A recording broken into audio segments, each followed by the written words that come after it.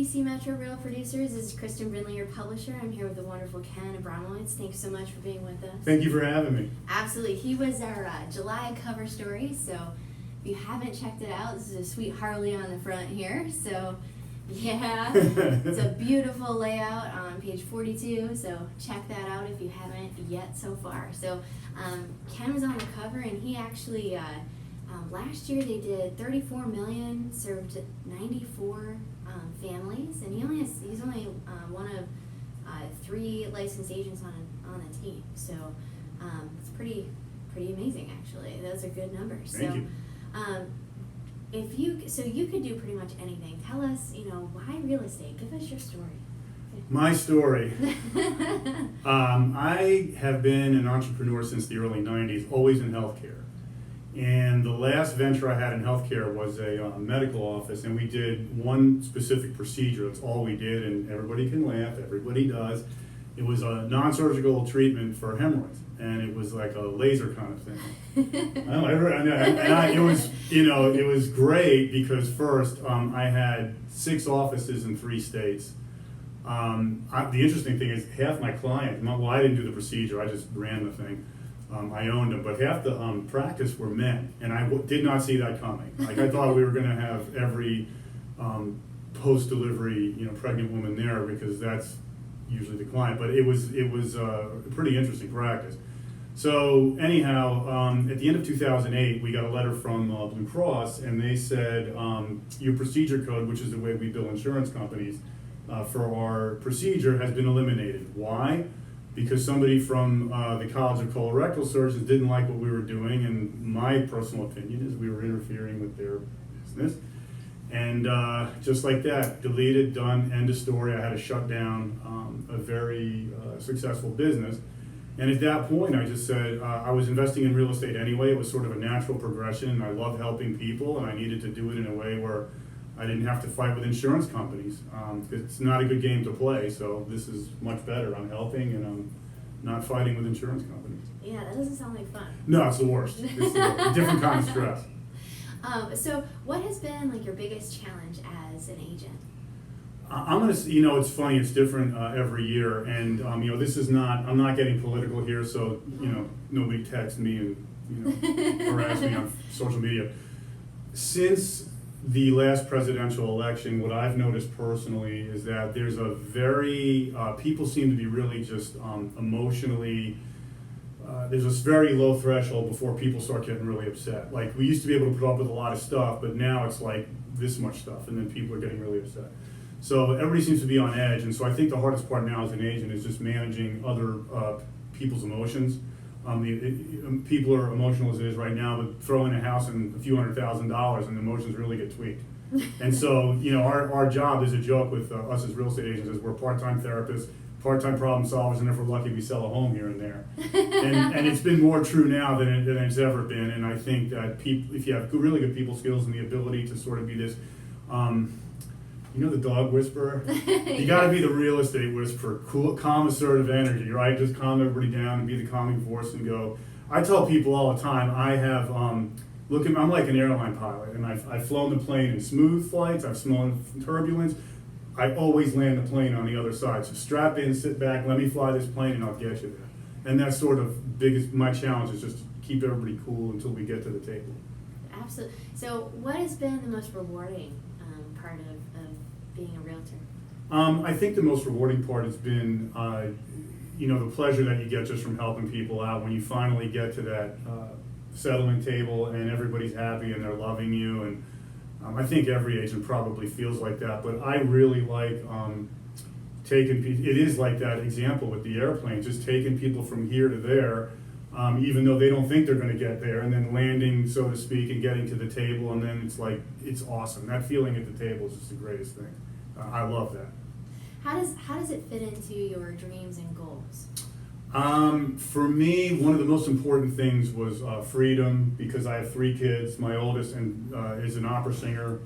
My son is a swimmer up at Frostburg, and my daughter she was playing field hockey in New Jersey. She just transferred to UMBC. So for me, my family's always top priority, and so for me to be able to see all their games and meets and performances, is very, very important to me, so it fits in there. Financially, it allows me to achieve my goals. It's allowing me to get my kids through school with no student loans, which was a big thing that my wife and I wanted to do, because my wife works for the Department of Education, and she sees a lot, and even as realtors, we're seeing a lot now, especially with the changes with FHA, where people are coming in with monstrous student loan bills, and I'm looking at it going, these kids are never going to pay it back in their lifetime. It's insane.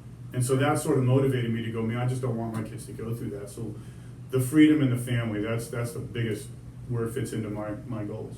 Absolutely. And you were telling me a story earlier about Starbucks, and about like also about like the different sections of life and how you tackle that. Can you tell them about that? Yeah. So I was telling Kristen, if anybody follows me on Facebook, you've seen it.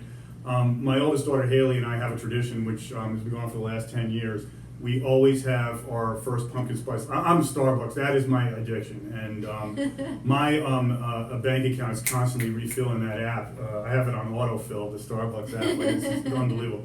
So my daughter and I, Haley, every year when the pumpkin spice lattes come out, we always have the first one together.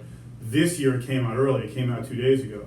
So yesterday, she's at Indiana University right now doing her graduate work. I flew out. I got up at 3:30 in the morning. Real estate giving me freedom to do that.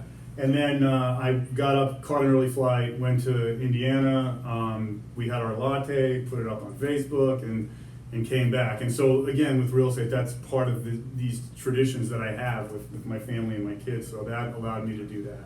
Oh, that's awesome. Yeah. And you were telling me earlier about like how you tackle the different parts of your life, and can you tell people about that? Like, yeah, I was, and this was sort of one of these existential moments where, sometimes you hear something over and over and over, right? You'll read it, and Kristen and I are both avid readers.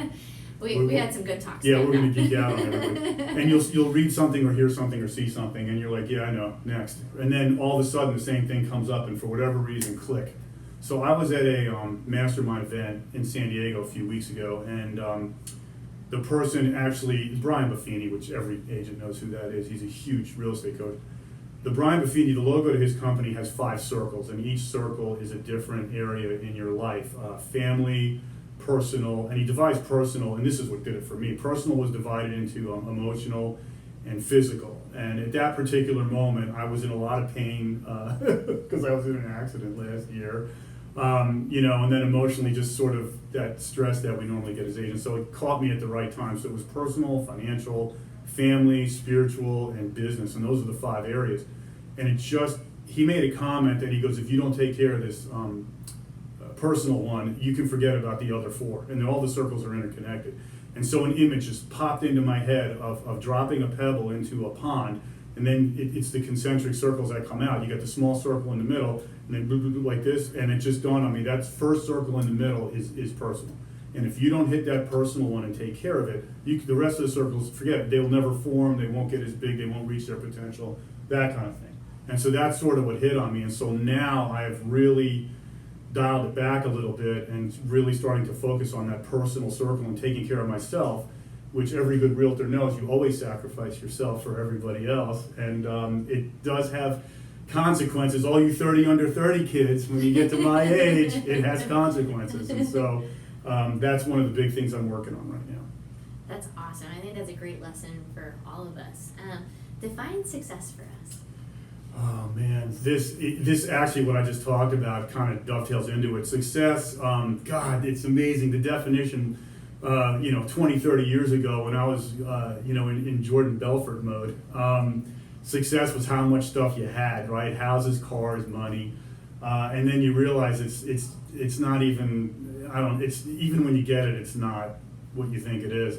Success for me, again, going to those 5 circles is pursuing goals and achieving them in each one of those areas. Not equally, because it can never be equal, and that's why this myth of a balanced life, there's no such thing. You can't balance it, and if you do have it in perfect balance, there's a therapist out there for you. But that's to me a success. And like we were talking about, I got my family, and I'm doing the pumpkin spice and swim meets and field hockey games and that. So I get to spend time with them and friends and business. It's all it's everything. I have goals in each one of those, and I'm moving towards them and I'm achieving them. And to me, that's the definition. Because success, here we go, let's geek out. Who said success is a journey, not a destination, right? Oh, you know you've seen that quote. Yes, I have. I can't think of who. But it's really true. It's really true. And so you just keep going. You say every morning you can wake up and go, I can go, okay, I'm successful because I am moving on goals in each one of these 5 circles, so I'm successful. Absolutely. I love that. And we talked about a quote earlier, it's from Zig Ziglar, like, how was it exactly? So if you help enough people get what they want, you'll get what you want in life, basically. 100% true. Yeah, and I love that quote. Yeah, and in this industry especially. Yeah. Can you tell us a little more about your family and what you're learning right now? Sure. So my family, my oldest is Haley. She's 22. I mentioned she's an opera singer. Total self-indulging commercial. She's going to be making her professional debut in April of next year at Strathmore with the Baltimore Symphony Orchestra. Wow. Tickets on sale now. Subliminal that's message. Awesome. So that's really cool. Like everybody thinks, I think every parent thinks, your kid's awesome in some way or another, but this is like sort of like really cool. I know she's awesome. Now the whole world. Yeah, right. My concern is that a lot of people from our area, like my friends and family from Olney, it's like going to be a Happy Gilmore type moment, because if anybody's seen Happy Gilmore, like everybody's treating a golf tournament, which is supposed to be really quiet, and they're screaming and yelling, and I think that's what's going to go on. You're supposed to be golf clapping in the opera, and we're all going to be like doing this and throwing roses up there. So that's Haley. My son, I have twins. Caden, my son, he'll be 21 next month. He's at Frostburg right now. He's a swimmer for Frostburg, and he's also studying computer science. And he could probably beat anyone in any Nintendo video game. That's a big time. And then my daughter Sydney, also going to be 21. She just transferred to UMBC from Montclair State up in Jersey. She is studying to be a marine biologist. Very cool. And then my wife Tammy works for the Department of Ed. Because as a real estate agent, you don't have good health insurance. But federal government, awesome. Good health insurance, yeah. What are you currently learning right now? Wow. Of the 3 books, we were talking about that. At any given moment, I have 3 books going at the same time, and I'll wake up in the morning, and sometimes I feel like this, and sometimes like that. But really, right now, my whole focus has been, and it's really sad to say this, again, that personal circle is really something I've been sort of doing this, and I really haven't spent any time learning on how to time block, on how to, this will give every real estate agent chills, how to put your phone on airplane mode and turn it off during the day. How to turn it off at a reasonable hour at night instead of fielding calls at 11 o'clock or texting. How to not, the text, when that tone goes off, it's like, it's Pavlov's dog. I mean, that thing goes off and I immediately go for it. So I'm really learning how to train myself to actually have a life, and again, that first circle, sanity. That's a good thing to be learning. So, what about hobbies, interests outside of the business? Well, my number one, there's number one right there is riding the motorcycle, and if I could do it in groups, like with friends and stuff, that's always great. And then I work out at home. I have a treadmill, and I am a huge Star Trek fan. So right now I'm working my way through the Voyager series, which I never really saw. So I'm on the treadmill all the time. I like working out and watching Star Trek. I'm an avid reader, like we talked about. I read all the time. I love personal development. I hate saying self-improvement because then it takes it thinking like you're saying I suck. So personal development is a better way to do it. I love personal development. I'm always looking to make myself better. I think that the difference between success and failure is right here. And I'm always looking to improve that. I 100% agree with you. What sets you apart, makes you different? I think, and this is just judging from what I hear from my clients and other people that know me, I think really it's authenticity. I don't BS. I hate BSing people. Like when I go to a listing, on a listing appointment, I don't have this huge fancy PowerPoint. I don't hide behind that. I just go in there and like I'm a real person. I think I want to be somebody's best friend with a real estate license. And I think it might be from all the healthcare stuff. It's like I'm a doctor doing a history and a physical. I ask a bazillion questions. I apologize to people for asking so many questions. But I tell people you have a vision in your head, and my job is to get it out of your head and into mine. And the only way I can do that is asking questions. And I just really, I just think like what you see is what you get. And I really, truly for better or worse, have this empathy that I really do care about my clients, and their victory is my victory, their pain is my pain, and I really take things, very personally. So I think that's probably the main things that separate me. What do you feel has been the biggest driver for your success or habit, that has helped you be successful? I think, we all have certain gifts, and one of the gifts that I have always had is this ability to focus, and to the point of borderline obsession. So when I see something that I want, I will just keep going. I got into real estate in 2009, probably the worst time to get in. But for me, I said, I'm gonna do this, and I'm gonna make this happen, and I had to go through obstacles, and so most people see obstacles and they go like this, and I just boom, I'm gonna plow right through it. So I think it's just persistence, seeing that end thing, and then just whatever it takes to go get it, and whether it's a personal goal or whether somebody wants right now, after this we're done, I have a guy that wants a home that came off the market. I'm gonna go knock on the door and get the house for him. I don't care. It's just this perseverance and persistence and do whatever it takes kind of thing. That's awesome. Yeah. What has been your biggest failure, and what did you learn from it?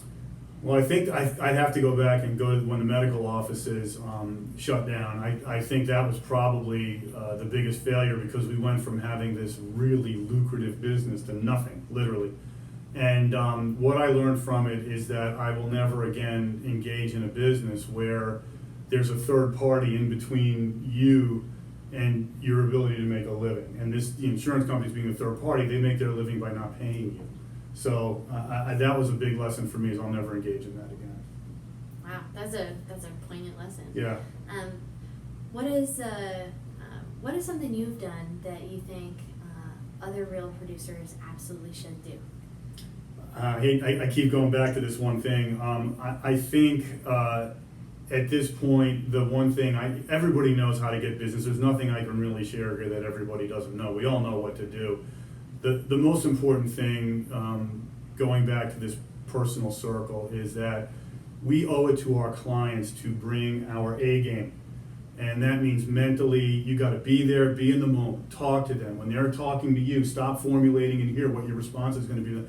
So the person, you can't be on 3 hours sleep. You can't be stressed out so it's really, as a real producer, the most important asset we have in our business is us, and especially as team leaders.